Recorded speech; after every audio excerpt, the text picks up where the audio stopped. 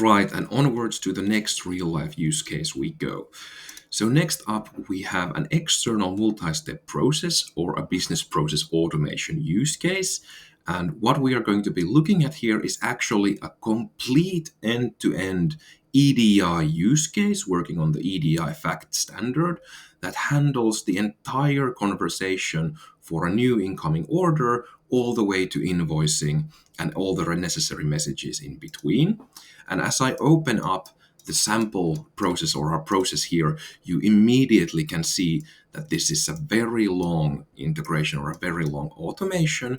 And the cool thing about this integration flow or the entire end-to-end process is that actually we're utilizing a brand new feature of Frends called long-running processes, which allows us to save the state of the integration flow at predetermined points along the execution and then continue or wait for an external event, allowing us to create these end-to-end business processes from the perspective of, for example, a single order, or let's say it could be order to cash, or any sort of a business process where we are focusing on a single business entity. And the key here is that because the process can stop and persist itself, the entire process can actually take days, weeks, or even months to complete, and we can still monitor all of that from a single centralized view in our user interface. So let's dive in. So first off, what we do in the process is, of course, we wait and trigger dynamically whenever a new EDI fact orders file would be received for us. We, of course, parse the file, extract some relevant information out from that file, and of course that triggers the entire flow in the first place when we create that new sales order in our ERP system. But after creating the ERP system, as according to the EDI fact communication or discussion standards between business partners, we need to send out a response to that particular order.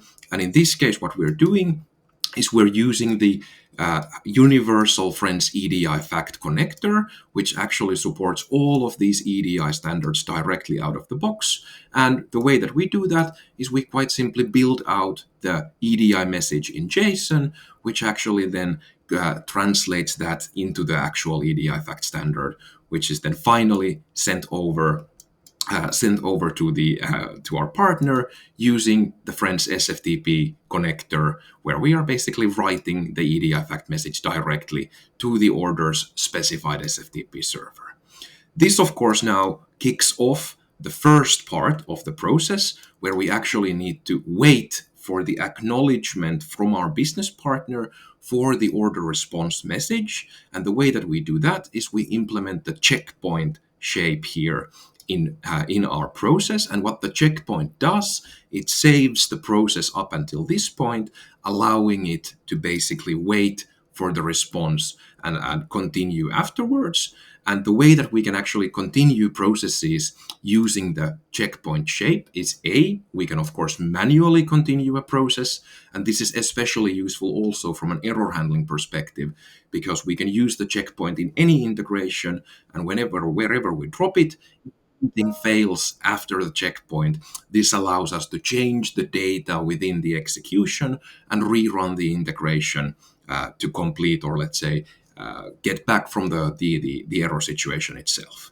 A second way to continue from the checkpoint is we can, of course, set a timer. So we could say that we wait for an n amount of minutes, days, or hours before trying again. And this is the pattern we're doing here, where we are first saving the process state in a checkpoint, checking does the order's response acknowledgement message exist, and if it does, great, we continue. If it doesn't, we wait again, and on we iterate until we find the appropriate message. And the cool thing about this is that now we of course can correlate the messages perfectly between the different steps. So we're looking for that one exact order's response message from the partner's SFTP server before continuing.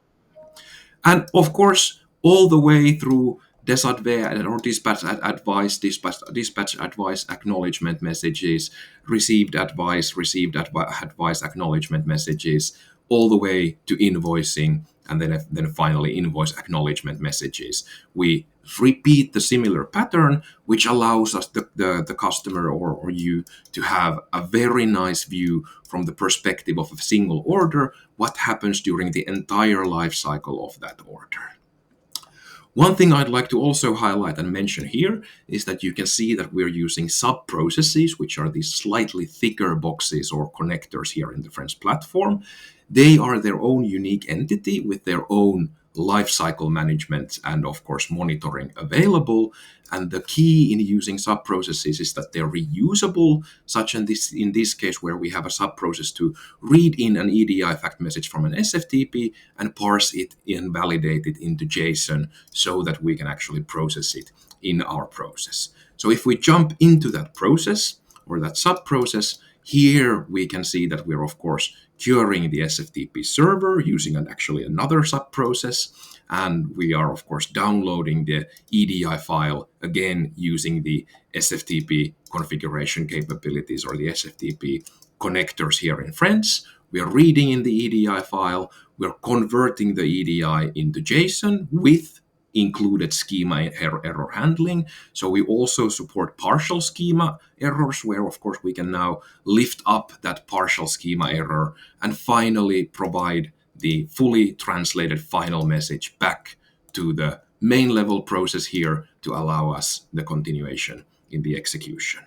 So the long-running process feature really allows us to now build entire business processes from a beginning to end, monitor them, and also execute them.